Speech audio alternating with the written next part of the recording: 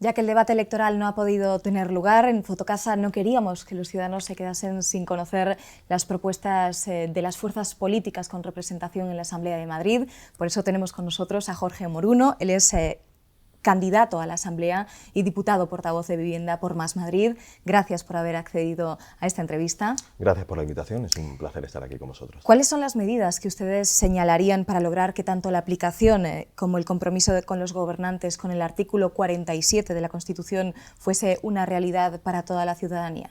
Bueno, para hacer realidad el artículo 47 de la Constitución, lo que hay que hacer es seguir un poco la línea que marca el último informe del Parlamento Europeo aprobado, es decir, equilibrar la balanza y hacer que la vivienda sea cada vez más un derecho y no un bien de mercado como es ahora mismo. Para eso hay que garantizar y aumentar la oferta de vivienda asequible y de vivienda social. España y Madrid en particular se encuentran a la cola en parque público de vivienda. Madrid tiene solo 0,3 viviendas sociales por cada 100 habitantes, años luz de países de referencia como Países Bajos, que tiene 12, o Austria, que tiene 10, y para eso básicamente hay que desplegar toda una serie de instrumentos complementarios, todos ellos, ¿no? Hace falta información, por eso proponemos un observatorio de la vivienda que radiografíe la composición del parque inmobiliario. Hace falta aumentar los recursos, por eso proponemos que hay que aumentar gradualmente el presupuesto destinado a vivienda hasta llegar por lo menos al 4% del presupuesto regional, y hace falta normas que nos hagan converger con Europa, es decir, hace falta una ley de vivienda, que en Madrid no hay ley de vivienda,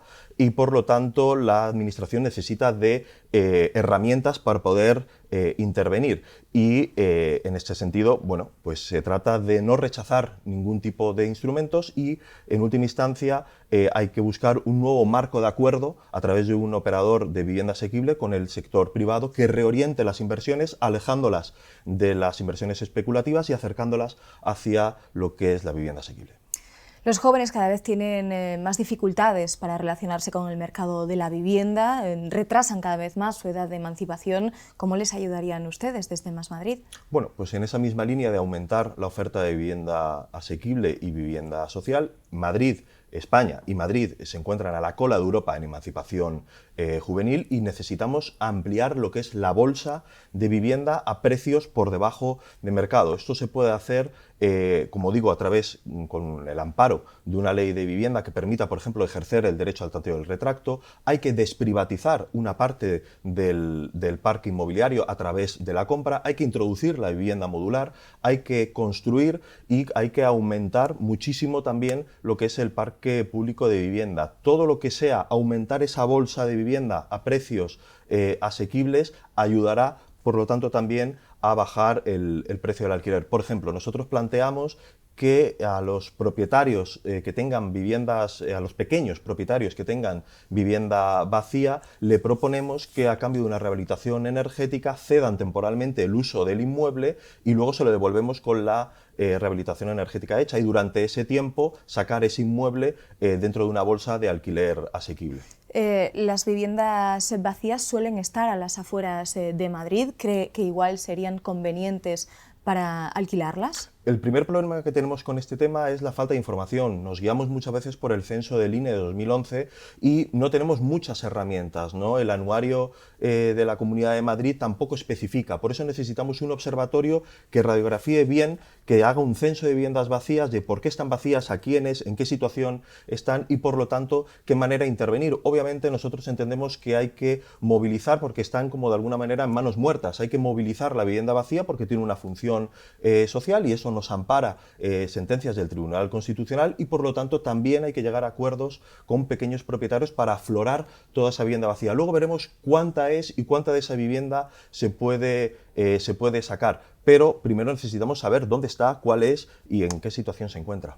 Seguimos con los alquileres. Según nuestros datos de Fotocasa, la Comunidad de Madrid desciende a un ritmo de un 8,5%. Con estas caídas, ¿cree usted que sería lógico intervenir los alquileres? Claro, el problema es que estas caídas se dan en un tiempo de pandemia y digamos, no se corresponden, o hay que tener en cuenta también todas las subidas que ha habido a lo largo de estos últimos años. Obviamente estos descensos son claramente insuficientes y eso en gran medida o en cierto modo tiene que ver con que la vivienda se piensa y se ejecuta como un activo financiero que funciona a expectativas a futuro, y muchas veces la ley de la oferta y la demanda no opera de esta manera en el mercado de la vivienda. En este sentido, entendemos que la regulación, la estabilización del alquiler no es ni la panacea ni hay que demonizarlo. Es decir, nadie que lo defienda va a decir que por sí mismo va a solucionar todos los problemas de la vivienda, pero sí puede ayudar a solucionarlos haciendo las veces, digamos, de torniquete que frena una hemorragia. Por poner un par de cifras, el 41% de los inquilinos tienen un sobreesfuerzo en el pago del alquiler que supera el 30% de los ingresos, al mismo tiempo que la gran mayoría de los propietarios supera los ingresos de los 40.000 euros anuales. Hay que equilibrar la balanza y hay que apostar por la España productiva, porque ese dinero retribuiría al descender, aumentaría la renta disponible y por lo tanto los inquilinos tienen más propensión al consumo, y eso dinamizaría también el conjunto de la economía y ayudaría también como una forma de palanca para impulsar el cambio de modelo productivo. Hay que ver también cómo en países de nuestro alrededor se llevan aplicando desde hace décadas. Estoy pensando en Dinamarca, estoy pensando en Suecia, ahora Países Bajos lo ha incluido también en el alquiler privado. Señor Moruno, sí. pero perdone que le interrumpa, que tenemos poco tiempo. Según los expertos, la regulación de los precios de los alquileres contraería la oferta y eso haría que los colectivos más vulnerables lo tuviesen aún más difícil para poder acceder a una vivienda. ¿No habría otra solución? Bueno, habría que ver también a expertos de todo tipo, ¿no? Pero esto también habría que tener en cuenta que en países donde están a la cabeza en emancipación juvenil también regulan el precio de los alquileres, y son países que además tienen el mayor volumen y el mayor peso de vivienda social.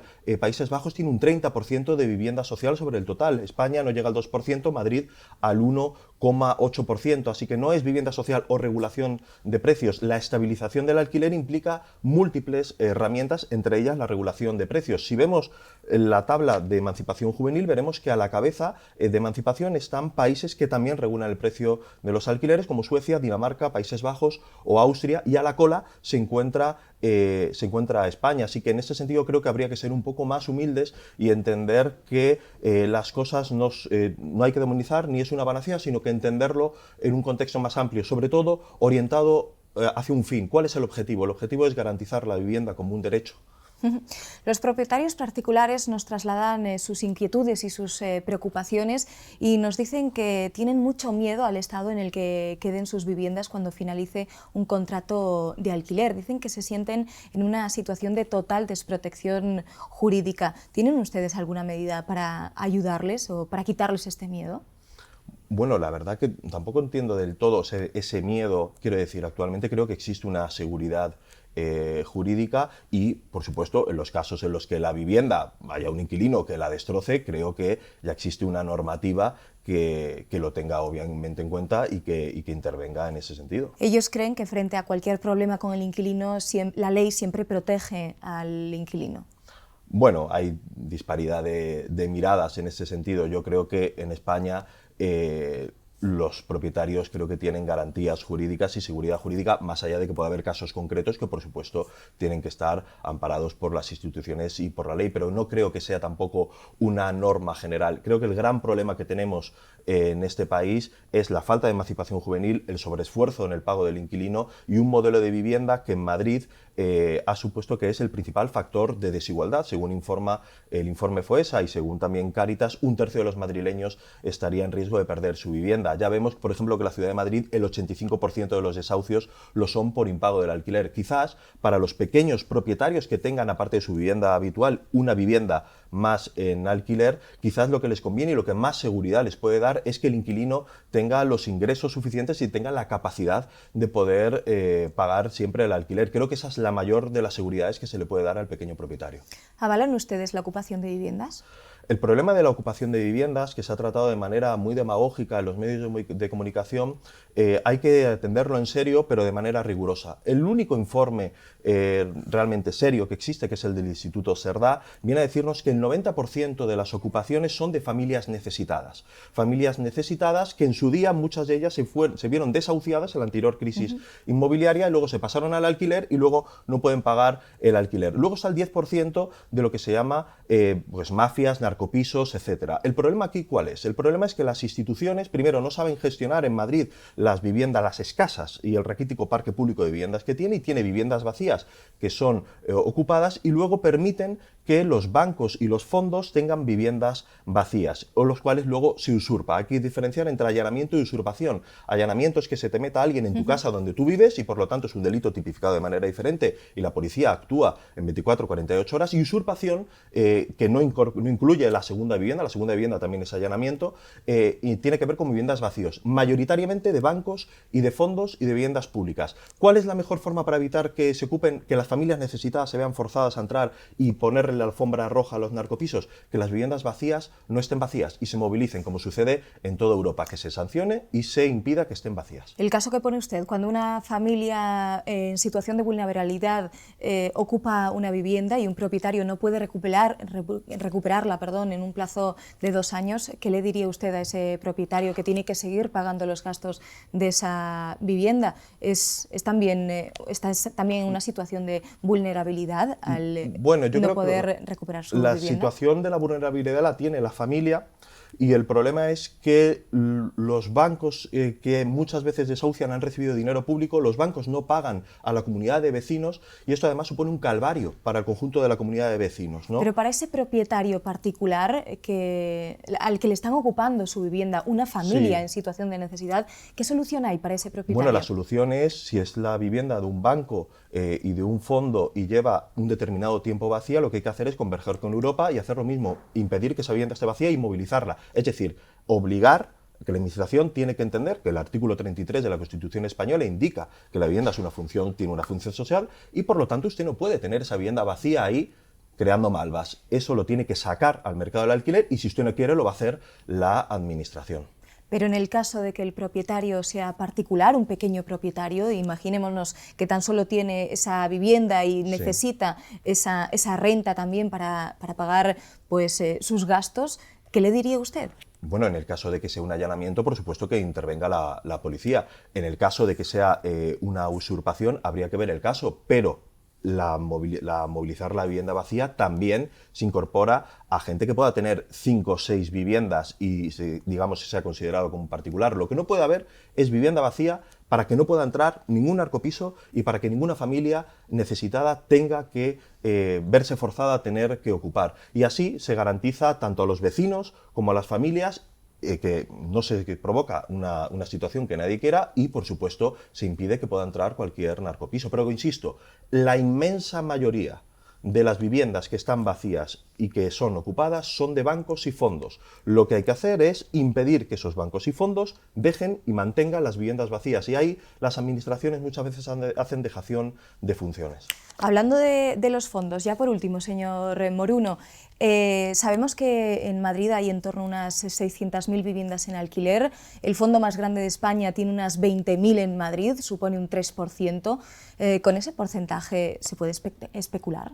Bueno, el problema del peso que tienen las SOCIMIs y los fondos es que se dice que alrededor son del 4% sobre el total.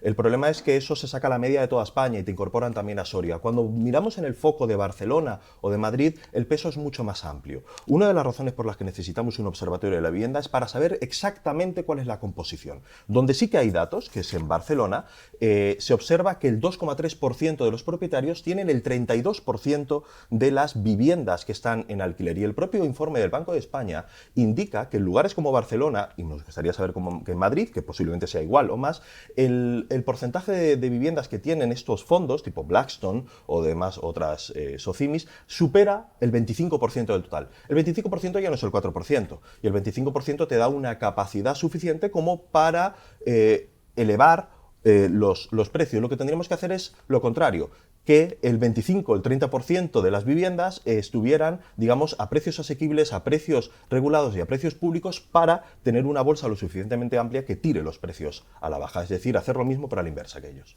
Jorge Moruno, diputado de Vivienda por Más Madrid, muchísimas gracias por habernos contado sus propuestas en materia de vivienda y muchísima suerte a su partido. Muchas gracias y estaré encantado de venir cuando me invitéis.